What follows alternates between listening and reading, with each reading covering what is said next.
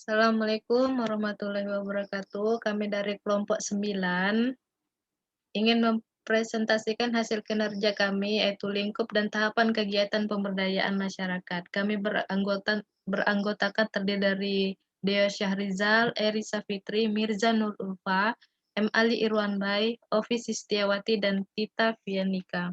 Di sini saya akan menjelaskan lingkup pemberdayaan masyarakat. Secara umum, ruang lingkup pemberdayaan didasarkan pada bidang-bidang yang sering menjadi objek dalam pemberdayaan masyarakat. Braha 2003 dan Supriyatna menentukan bahwa lingkup pemberdayaan masyarakat terdiri dari 4 bidang, yaitu politik.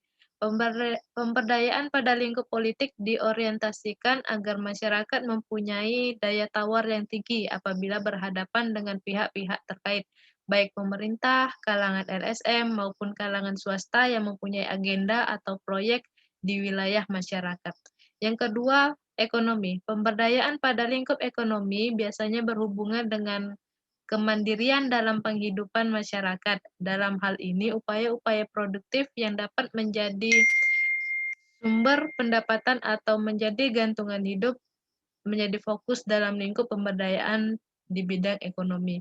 Yang ketiga, sosial dan budaya.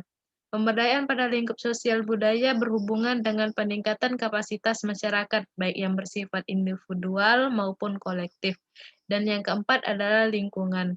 Pemberdayaan pada lingkup ini berfokus pada upaya-upaya perlindungan dan pengelolaan lingkungan agar terjaga kelestariannya. Upaya-upaya ini hanya bisa dilakukan apabila masyarakat memahami dan peduli terhadap kondisi lingkungan dan keberlanjutannya. Sekian dari saya dan akan dilanjutkan oleh Mirza Nur Ulfa. Pada Mirza kami persilahkan. Baiklah, saya akan melanjutkan pembahasan dari Elisa Fitri.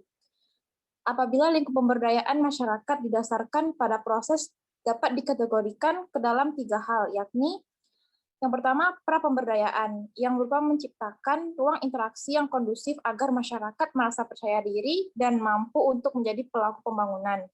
Yang kedua ialah pelaksanaan pemberdayaan, yang menempatkan masyarakat sebagai subjek pembangunan yang setara dengan pemangku kepentingan lainnya. Yang ketiga ialah pasca pemberdayaan. Maksud dari pasca pemberdayaan ini ialah bahwa lingkup ini memberikan kesempatan kepada masyarakat untuk terus berproses dalam pemberdayaan meskipun keterlibatan pemangku kepentingan lain sudah berakhir. Karena keterbatasan waktu, penganggaran, dan kegiatan.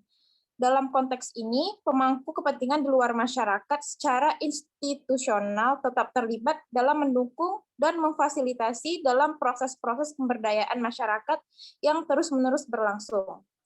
Baiklah, pembahasan selanjutnya akan dilanjutkan oleh Tita Fianika. Kepada Saudara Tita, dipersilakan. Baik, saya akan melanjutkan tentang lingkup kegiatan pemberdayaan masyarakat. Lingkup kegiatan pemberdayaan masyarakat terbagi menjadi 4 bagian, yaitu yang pertama, bina manusia. Merupakan hal pertama dan utama yang harus diperhatikan dalam kegiatan pemberdayaan masyarakat yang meliputi A. Pengembangan kapasitas individu, B. Pengembangan kapasitas kelembagaan, C. Pengembangan kapasitas sistem jejaring. Yang kedua, bina usaha. Bina usaha mencakup A. Pemilihan komoditas dan jenis usaha, B. Studi kelayakan dan perencanaan bisnis, C. Pembangunan usaha, D. Perencanaan investasi dan penetapan sumber-sumber pembiayaan, E. Pengelolaan sumber daya manusia dan pengembangan karir. Yang ketiga, bina lingkungan. Lingkungan sosial sangat berpengaruh terhadap keberlanjutan bisnis dan kehidupan. Tanggung jawab lingkungan adalah kewajiban, dipenuhinya segala kewajiban yang ditetapkan dalam persyaratan investasi dan operasi yang terkait dengan perlindungan, pelestarian, dan pemulihan sumber daya alam dan lingkungan hidup. Yang keempat, ada bina kelembagaan. Menurut Hayami dan Kikuchi, mengartikan kelembagaan sebagai suatu perangkat umum yang ditaati oleh anggota suatu komunitas atau masyarakat. Dikatakan kelembagaan mempunyai 4 komponen. Yang pertama, 1 komponen person, yang kedua komponen kepentingan, yang ketiga komponen aturan, yang keempat komponen struktur. Selanjutnya akan dilanjutkan oleh Ovi Sistiawati. Baiklah, di sini saya akan membahas mengenai tahapan pemberdayaan masyarakat menurut Sukanto yang memiliki 7 tahapan. Yang pertama, tahapan persiapan. Pada tahapan ini ada 2 tahapan yang harus dikerjakan, yaitu penyimpanan petugas yang merupakan tenaga pemberdayaan masyarakat yang bisa dilakukan oleh community worker. Dan kedua, penyiapan lapangan yang pada dasarnya diusahakan dilakukan secara non-direktif. Kedua, tahapan pengkajian. Pada tahapan ini, yaitu proses pengkajian dapat dilakukan secara individual melalui kelompok-kelompok dalam masyarakat. Dalam hal ini, petugas harus berusaha mengidentifikasi masalah, kebutuhan yang dirasakan, dan juga sumber daya yang dimiliki klien. Yang ketiga, tahapan perencanaan alternatif, program atau kegiatan. Pada tahapan ini, petugas sebagai agen perubahan secara partisipatif mencoba melibatkan warga untuk berpikir tentang masalah yang mereka hadapi dan bagaimana cara mengatasinya. Dalam konteks ini, masyarakat diharapkan dapat memikirkan beberapa alternatif program dan kegiatan yang dapat dilakukan. Selanjutnya dilanjutkan oleh Dio Sarizal. Baiklah, saya akan melanjutkan. Yang keempat, ada tahap performalisasi rencana aksi.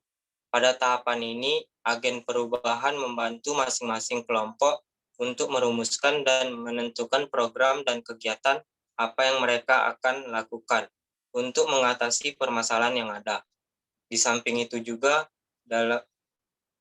petugas membantu untuk memformalisasikan gagasan mereka ke dalam bentuk tertulis, terutama bila ada kaitannya dengan pembuatan proposal kepada penyandang dana. Yang kelima, ada tahap pelaksanaan atau implementasi program atau kegiatan. Dalam upaya pelaksanaan program pemberdayaan masyarakat, peran masyarakat sebagai kader diharapkan dapat menjaga keberlangsungan program yang telah dikembangkan. Kerjasama antar petugas dan masyarakat merupakan hal penting dalam tahapan ini karena terkadang sesuatu yang sudah direncanakan dengan baik melenceng saat di lapangan. Yang keenam, ada tahap evaluasi. Evaluasi sebagai proses pengawasan dari warga dan petugas program pemberdayaan masyarakat yang sedang berjalan sebaiknya dilakukan dengan keterlibatan warga. Dengan keterlibatan warga tersebut diharapkan dalam jangka waktu pendek biasanya membentuk suatu sistem komunitas. Untuk pengawasan secara internal dan untuk jangka panjang dapat membangun komunikasi masyarakat yang lebih mendirikan dengan memanfaatkan sumber daya yang ada. Dan yang terakhir, ketujuh, tahap terminasi. Tahap terminasi merupakan tahapan pemutusan hubungan secara formal dan komunitas sasaran. Dalam tahap ini diharapkan proyek harus segera berhenti. Baiklah, selanjutnya akan dilanjutkan oleh Pak Bay.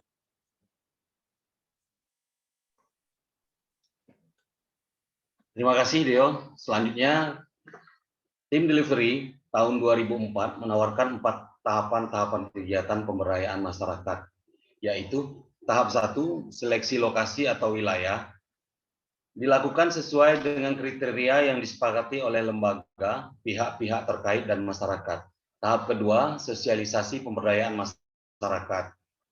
Sosialisasi pemberdayaan masyarakat membantu untuk meningkatkan pengertian masyarakat dan pihak terkait tentang program.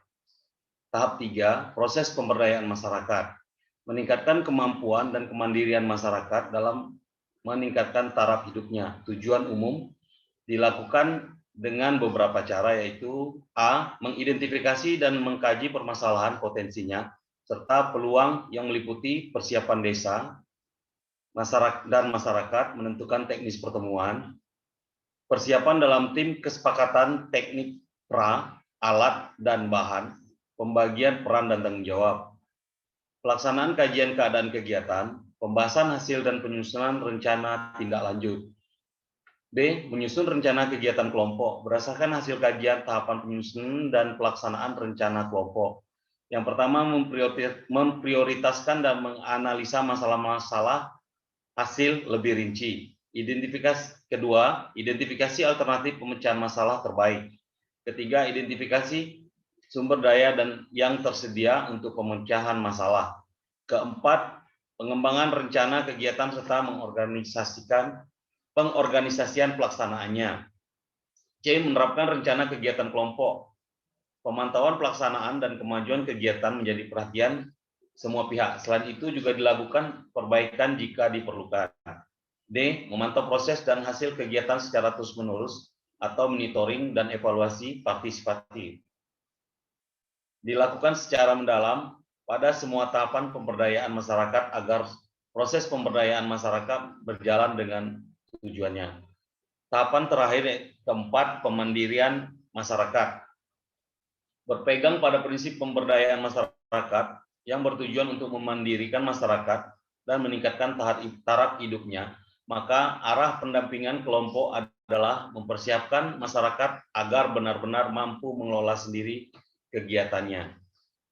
Jadi dapat kita simpulkan di sini pemberdayaan masyarakat adalah upaya fasilitas yang bersifat non-instruktif guna meningkatkan pengetahuan dan kemampuan masyarakat agar mampu mengidentifikasi masalah, merencanakan dan melakukan pemecahannya dengan memanfaatkan potensi setempat dan fasilitas yang ada, baik dari instansi lintas sektoral maupun LSM dan tokoh masyarakat.